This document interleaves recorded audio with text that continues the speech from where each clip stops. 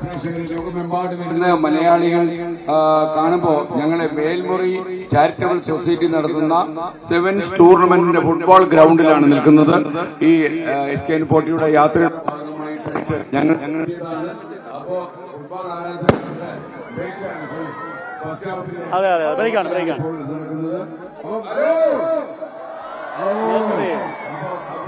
ആവശ്യമില്ലാണ്.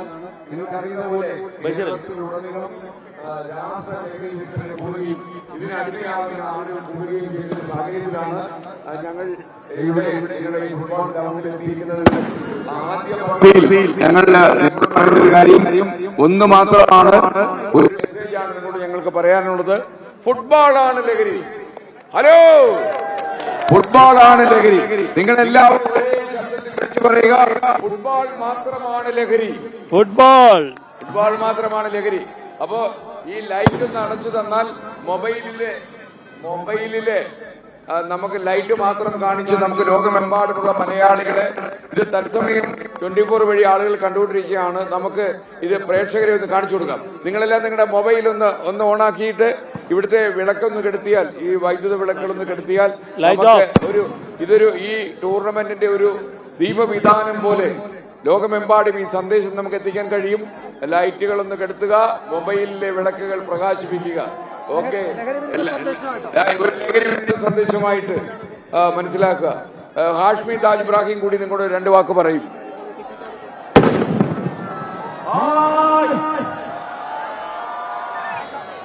അപ്പൊ ഫുട്ബോൾ തന്നെയാണ് ലഹരി. അപ്പൊ നമ്മളിവിടെ ഇന്നലെയും ഇന്നും നാളെയും ഒക്കെയായി ഇവിടെ ഈ നാടിന്റെ സ്നേഹം പകർന്ന്, ഈ നാടിന്റെ ആദരം പകർന്ന് നമ്മളിങ്ങനെ മുന്നോട്ടേക്ക് പോവാണ്.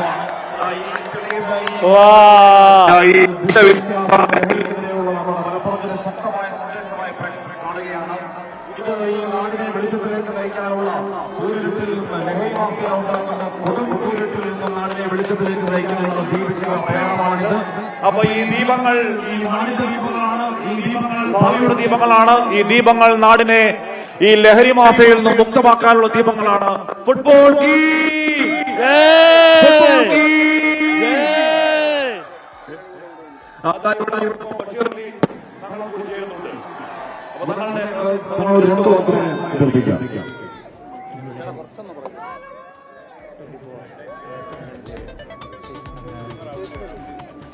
നേതൃത്വത്തിൽ ഇവിടെ ഇന്ന് മലപ്പുറം ജില്ലയിൽ പര്യടനം നടത്തുന്ന, ലഹരിക്കെതിരെ നടത്തുന്ന ഈ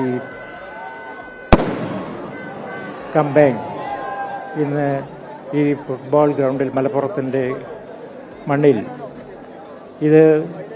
ഈ സന്ദേശം ഇവിടെ എത്തിക്കുന്നതിൻ്റെ ഭാഗമായാണ് ഇവിടെ അദ്ദേഹം ഇവിടെ വന്നിരിക്കുന്നത്. എന്തുകൊണ്ടും കേരളത്തിലുടനീളം യാത്രകൾ നടത്തി ഒരുപാട് ബോധവൽക്കരണം, അതുപോലെ ഇതുപോലുള്ള യുവസമൂഹത്തിനെ ബോധ്യപ്പെടുത്തുവാനുള്ള ലഹരി വിരുദ്ധമായുള്ള പ്രവർത്തനങ്ങളും പല കമ്പയിനുകളും നടത്തി ബോധവൽക്കരണം നടത്തി അവരെ വെളിച്ചത്തിലേക്ക് നയിക്കുവാൻ, അവർ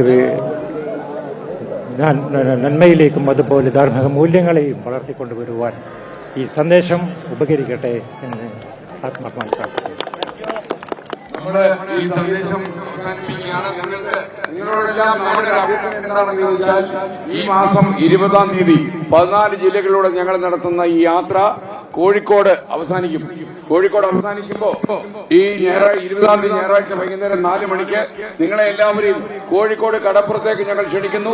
ശക്തമായ ഒരു സന്ദേശം കോഴിക്കോട് കടപ്പുറത്ത്, ഒരു ശക്തമായ സന്ദേശം ലോകമെമ്പാടുമുള്ള മലയാളി സുഹൃത്തുക്കൾക്ക് കൊടുക്കണം.